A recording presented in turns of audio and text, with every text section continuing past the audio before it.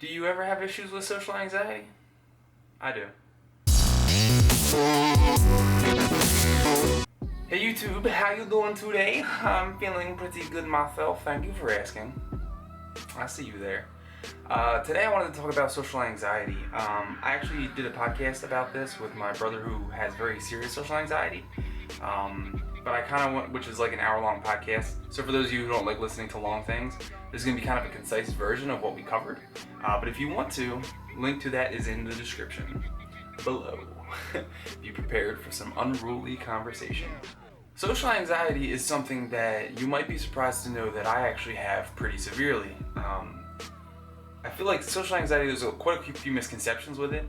A lot of people think that the socially anxious person is the one who is usually more like the introverted person in the back of the room or the shy, less talkative person, but that's not really true. People who are really outgoing can have social anxiety. It just looks a little bit more masked, I guess you could say, because we're still outgoing. So as an example, I know you guys see me acting crazy all the time, where I'll be joking around, doing this and that, and I'm just like, what the, wow, clown face, clown face killer. Basically for me, social anxiety is and this is a little different for everybody. For me personally, social anxiety boils down to a pressure to be interesting or entertaining to people. Meaning, like, when I'm having a conversation with somebody, at least half of my brain power is being used not to listen or pay attention to what the person's saying, but to just have like something interesting lined up to talk about in case there's an awkward silence. Because we get into this motion where we just need things to not be awkward. We need to be entertaining, we need to be interesting, we need to feel like we are contributing to the conversation and being someone the other person wants to talk to, and that's not always necessarily true. But because of this, when I'm talking to somebody and they stop talking, I kind of go into this, I'm gonna be a clown and funny person. I kind of put on a face or a front, if you will. And it's not necessarily a fake personality, because I'm not fake. I am energetic like that, but it's more forced when I'm in a socially anxious situation, where I just start being kind of the goofball to take pressure off the fact that I don't have anything interesting to talk about. But the reason I don't have anything interesting to talk about is because I wasn't really listening to what you were saying. I was more focused on having something interesting to talk about, which I didn't have because I didn't listen, and it's just a vicious cycle. So that's just one take. My brother talked about how social anxiety for him really is just more about having more than a couple of people in the room. It could be all of his best friends, and he would just freak out because there's more than 5 of them or more than 4 of them, and it just becomes overwhelming for him, the sheer numbers. I think that probably plays more towards the introverted people, whereas someone who's more outgoing, and I might be generalizing a little bit, but I feel like more outgoing people don't have the numbers anxiety issue. They have more the need to be entertaining issue. Not necessarily entertaining, but interesting, I guess you would say. So it kind of plays off the wrong way, because social anxiety really, and I've mentioned this before in a different video with fear of rejection. Social anxiety at its core, to me at least, boils down to this fear of a disconnect, a fear that we won't be accepted by the person we're interacting with or persons we're interacting with, and it puts this pressure on us, even if it's someone who doesn't necessarily matter to us. We just decide that, hey, what if this person is not going to accept me and we'll never be friends again, or we'll never be friends to begin with? And that is the stupidest thing you could possibly think about. Now, I do it too, so I'm not saying you're stupid. We're all stupid. It's okay. There is help. There's a few things I like to try to do to avoid social anxiety.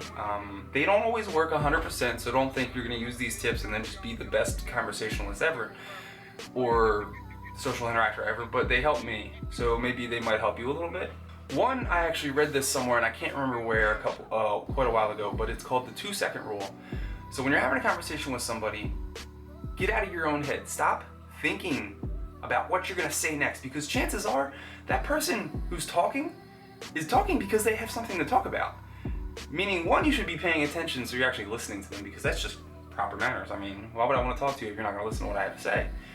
But for 2, when you give somebody 2 seconds, so if I'm having a conversation with somebody and they're talking about what they did at work that day, and they get to the point where they're talking, and yeah, that was what happened at the end of lunch. And there's that silence. Now, social anxiety, we go, oh my God, we gotta fill that up. It's like a bucket without water and there's people that are thirsty. Fill this bucket up, fill it. Stop that. No. Wait 2 seconds. 1 Mississippi, 2 Mississippi. The reason I say this is because a lot of people you'll find have more to say. Everybody kind of like gives themselves, one, a second to breathe, especially if it's somebody who's talking a lot. But two, they want to give you an opportunity to interject if you felt the need to. And then some people just like, oh, I gotta take a second to think about the next part I'm gonna talk about. Because before you say something, you kind of wrap your brain around the core idea of the next topic. So people take these 2 to 3 second breaks between each sentence or each part of the conversation. So give them 2 seconds, because I've found that if you wait 2 seconds, sometimes they'll just start talking again and they'll add more to the story and it'll put less pressure on you to be interesting because they're already being interesting. Well, subjectively interesting. Also, when you do the 2 second rule, it shows that you're really listening to that other person. Or at least it portrays that you are, because if you're still panicking in your head, that's okay. But the point is, they say something and you don't immediately interject with another thought. They don't think, oh wow, this person wasn't even listening to what I was saying because he just had the next point he wanted to shoot out of his mouth. They think, okay, he's digesting what I thought, and this is subconscious, but he's digesting what I thought, she thought, and I feel like they really listen to me, which is cool. So you get brownie points there, even if you might internally be panicking, not really listening, although you should work on that too, but that's a whole nother part of it.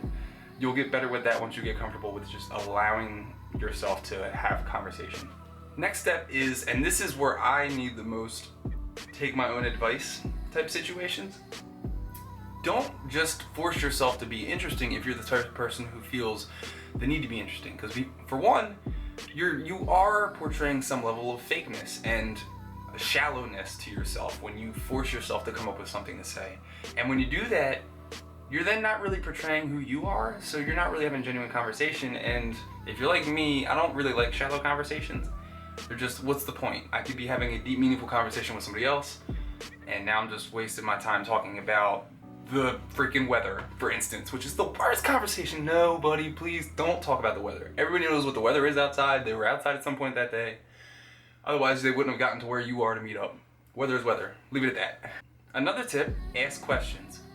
This goes back to when you get comfortable enough to that you're out of your own head and you're listening more to what they say. Try to pick a follow-up question, just to anything. If they were saying, for instance, my earlier point, the other person you're talking to said, and that was the end of the lunch. Then you just say, oh, well, what happened after that? A simple sentence, but then you invite them to keep talking. One, that's good because it shows that you're interested in what they're saying. Even if you're not really interested, it helps make yourself more comfortable because you're allowing them to continue the story. You're showing them that you don't necessarily have something to interject, or you just want to hear what they have to say, which always helps. Now, most of those were tips for people who feel conversational anxiety. When you feel sheer number anxiety, it's a little bit more difficult because that also comes into like claustrophobia or just a fear of too many people. What my brother said he likes to do in this situation, and I don't remember if this was part of the podcast we filmed or this was just me and him talking about it afterwards or before the fact, but he mentioned that when he's in a group of people, he tries to pull himself away from a group and become more of a one-on-one.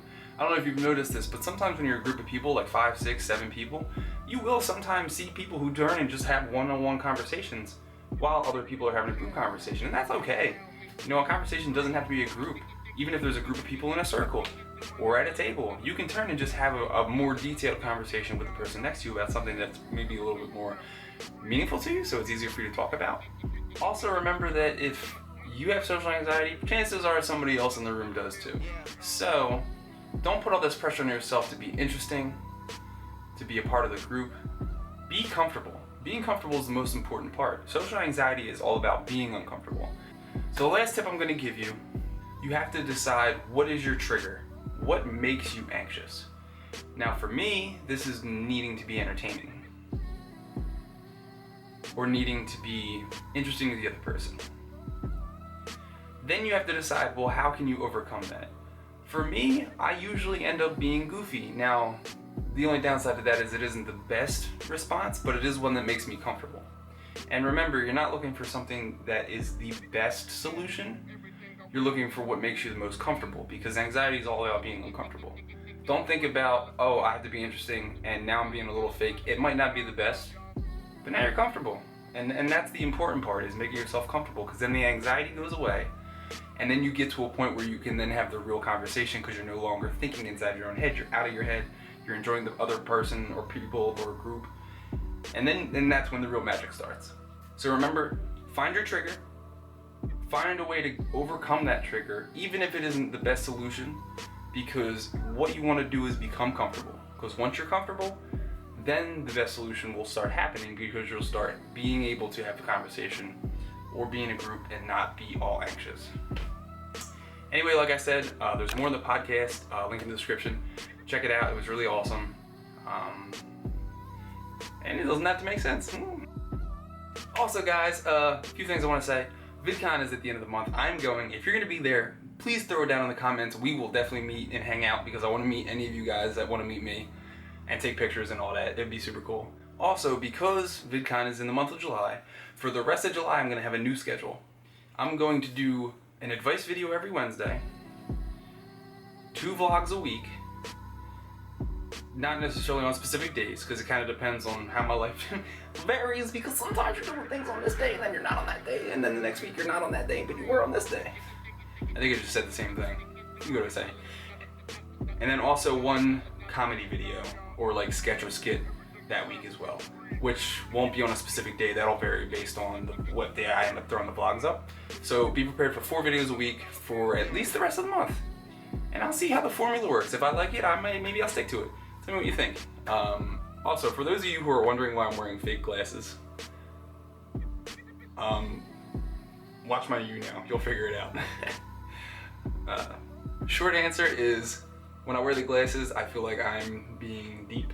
When the glasses come off, I'm goofy as hell, and then I get deep again, and then it's very important. See you next time. Bye.